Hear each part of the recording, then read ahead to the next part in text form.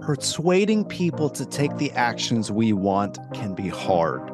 Our teams and clients are bombarded with thousands of messages every single day. But there is a way for you to get above the noise. Stories. This is the Stories with Traction podcast, and I'm your host, Matt Zahn. Join my guests and me as we unpack the power of storytelling. We'll talk about topics like leadership, sales, and marketing, all through the lens of strategic storytelling. Enjoy this episode.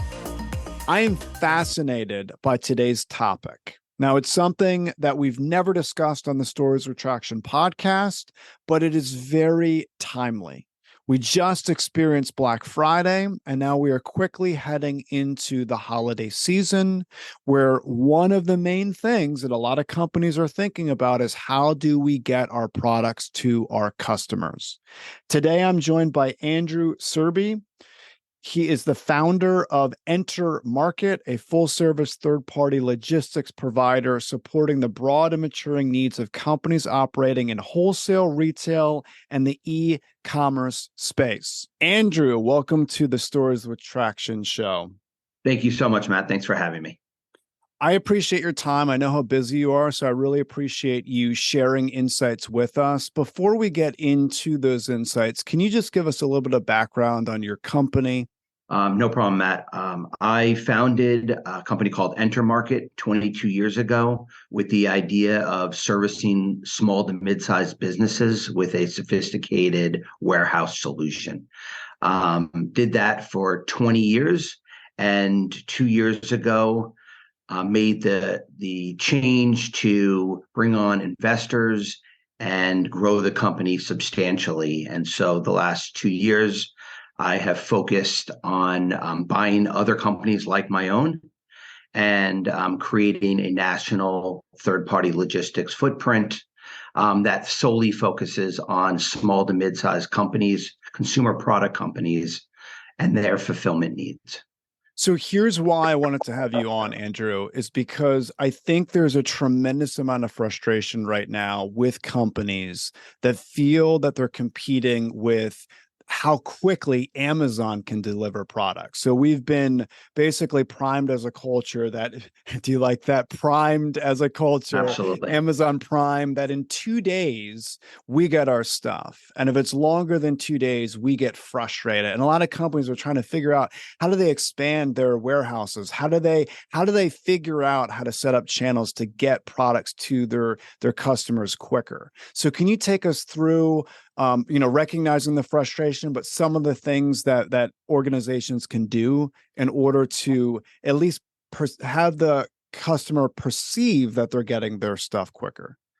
Sure. So I kind of have a couple answers on that. One is the reason I talk about doing a national footprint is to create an opportunity, an East Coast and a West Coast opportunity for e-commerce fulfillment. So brands that have a reasonable SKU count, we can house their product in multiple locations, one on the East Coast, one on the West Coast, to create a quicker time to market, because time to market does matter significantly.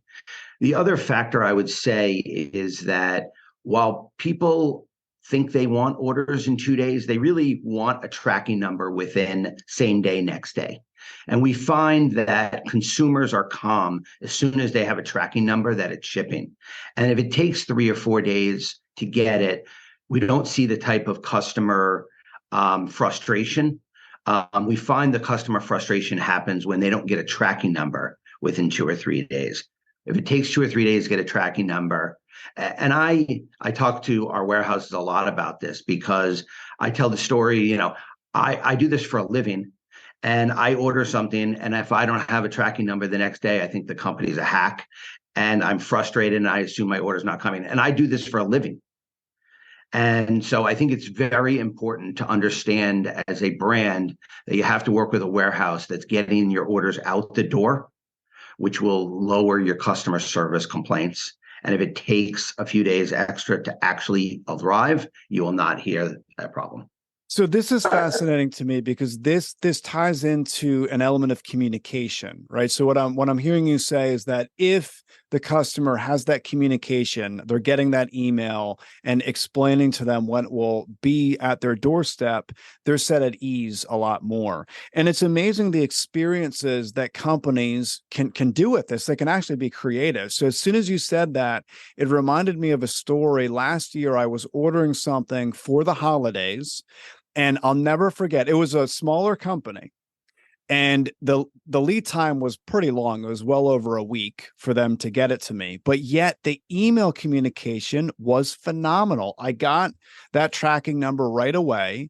There was a story about how another customer had used the product and how I should get excited. Then like 2 or 3 days later, I got another email keeping up that excitement with the tracking information. And then the day before, I got an email. So the communication along the way was almost as if they were getting me excited along the way. And I appreciate you mentioning that, because I think a lot of times companies feel that they're at a disadvantage if they can't get product to their customers right away. There's an element of storytelling that could take place within the email marketing back to the customer. So I appreciate you saying that. Completely agree with that. I mean, I really think communication is the key to all business, right? It's not just for us to communicate with the brands and they communicate with their customer. It's vital for everyone to understand the entire supply chain. So we have to understand the mentality of our customer's customer. And that is very important to success.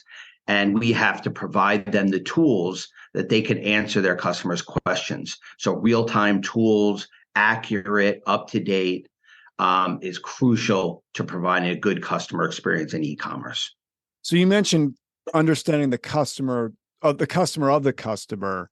It's amazing because what you do sounds like Greek to some people, right? Like your Right. world is not other people's world. So when they hear stuff about fulfillment and all these different elements, like they don't understand that. So how do you break that down into terms people can understand? Well, I think it's just very important. I'll give an example. I'll give a story of, so one of our clients was having trouble with getting product into Walmart successfully. And they were getting what the industry calls just chargebacks for basically not having the goods show up as Walmart wants them. So we as a warehouse could say, well, we did what we were supposed to do. And, we followed the rules, and sorry, Walmart is just trying to charge you because, they can get away with it. We didn't take that attitude. We said to the client, hey, let's see if we can set up a tour, and we'll go to the Walmart warehouse and talk to the people that are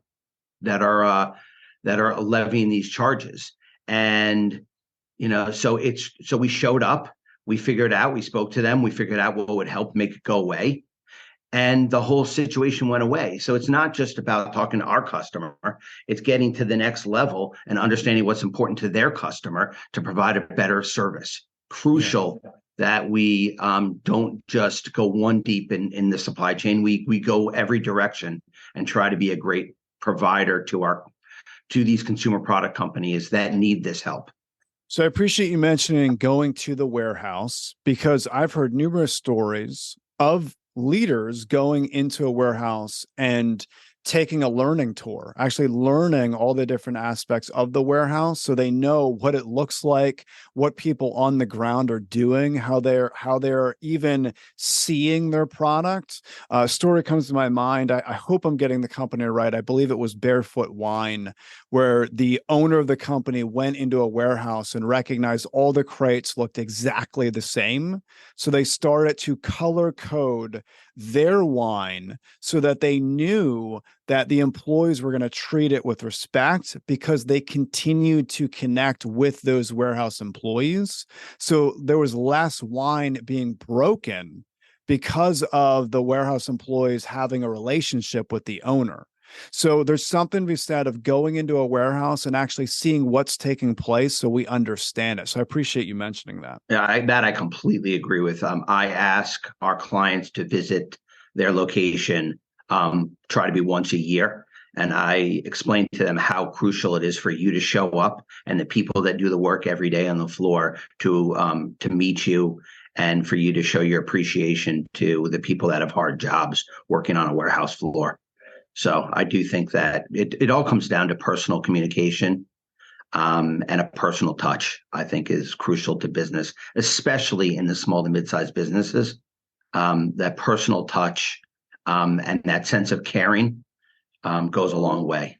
And I speak a Absolutely. lot about that. I speak a lot about a culture of caring. We care about our employees. We care about our customers. Most warehouses talk about KPIs, metrics, 99.9 shipped in this. And I talk about a culture of caring. I talk about the fact that we care to fold the tissue paper over in your box. So when your consumer opens it, it's the experience you wanted them to have. We tied the bow the right way. We put the label on in the place that you wanted it done. So, and that consistency and that care is what separates the brands from having a good customer experience, and it separates us from other warehouses who focus on metrics, and I focus on what matters to the customer. That's a really good point. I appreciate you mentioning that. Let's talk about the stress that comes with the holiday season for people that are shipping products. So we just experienced Black Friday. We are quickly heading into the holiday frenzy with ordering, and a lot of people are excited, right? A lot of people love December. They love experiencing the holidays. But yet there's a lot of stress for people that do want to deliver to their customers in a timely manner. So can you take us through some best practices when it comes to holiday shipping? Sure, and let me kind of Black Friday is almost a thing of the past. Black Friday, every brand decides when they're going to start their Black Friday sales. We actually found that the holiday season started the Saturday before Thanksgiving, that most of our clients ran a lot of their Black Friday specials on the week before. And so what we found was an incredible uptick in orders to a crazy level.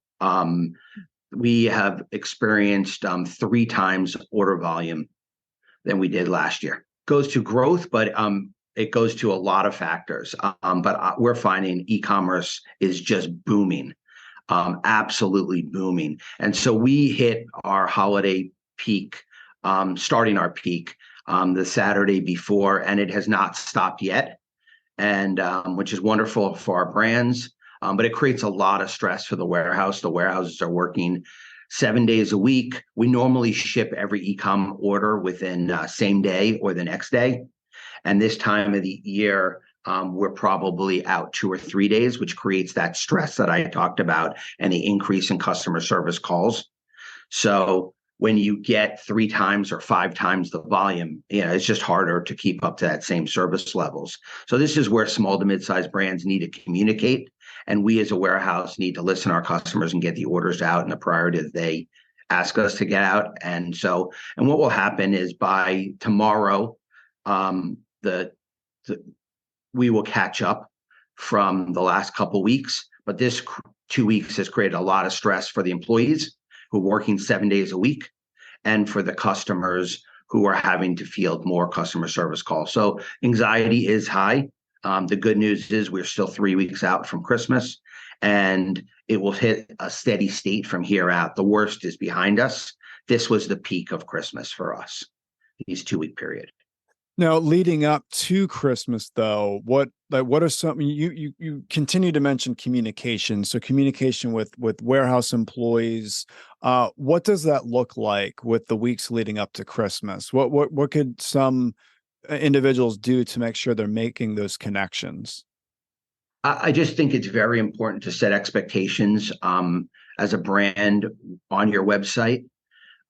In terms of, especially as we get close to communicate to Christmas time, because the carriers have cutoffs when they will no longer guarantee. So we're working with brands to understand what's important to them. We're changing the shipping method to, 2-day air or different shipping methods as it gets closer and closer to Christmas.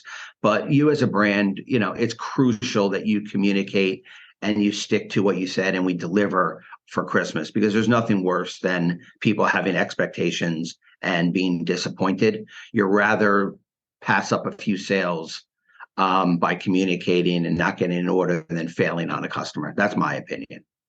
That's a really good point. And also, I appreciate you speaking to the creativity of this, meaning you said that Black Friday for a lot of your customers started the Saturday before Thanksgiving and what that meant for them. So I would encourage everyone listening that if you're going to have quote unquote Christmas deals, they can decide a certain day that is plenty of time to make sure that the products could be there and have a build up marketing campaign to that specific day. It doesn't need to follow everyone else, right? And one of the ways to get above the noise is to create a unique day that we can promote. So I appreciate you mentioned that, Andrew. Yeah, it's interesting, Matt, because believe it or not, the year before, most of our clients, the volume started kicking up even a week earlier. So I would actually say that our peak started later this year than previous year. And so the previous year was much easier for us because the period was spread out much longer. And so this 2 week period became so crazy because, just a tremendous jump in a consolidated period. Last year was probably over more of a 3 week period or 4 week period. Wow. So, because people ran their sales even earlier last year. And there's one other interesting thing that's happened this year, which I will kind of share is, we talk about Amazon and people's websites and all the other ways that they promote their product on, all the Walmart.com and Target.com and all these different sites that people promote their products online. One of the big new players this year is TikTok Marketplace. That has created a huge buzz and a huge increase in orders, especially in things like cosmetics and kind of those impulse fun purchases.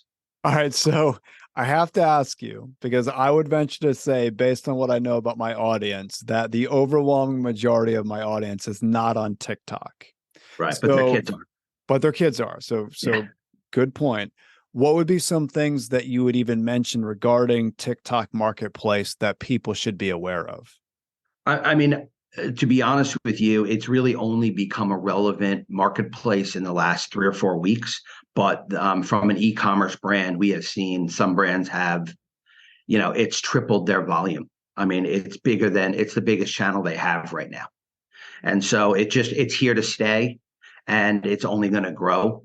And I think it's become a major player and I don't see it going away.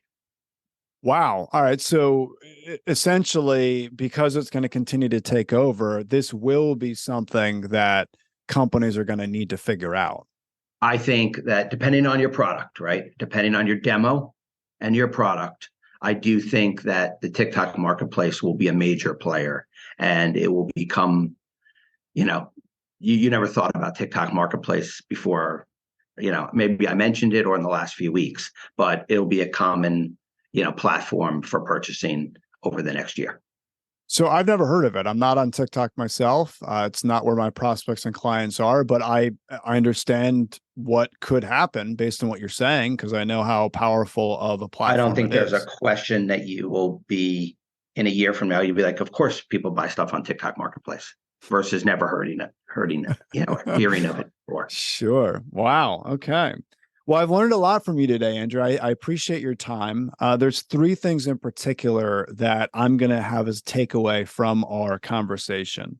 I really appreciate you mentioning the tracking number, okay? Because I've heard from a lot of businesses that have been freaking out regarding we're not getting our product out in time.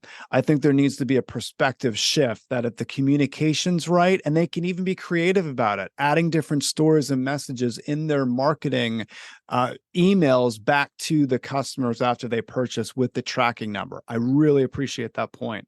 I also appreciate you mentioning a lot of businesses view, the importance of KPIs when it comes to the warehouse. You said culture of caring, which leads to people caring enough to take learning tours in the warehouses so they understand the process. That was a really good second point.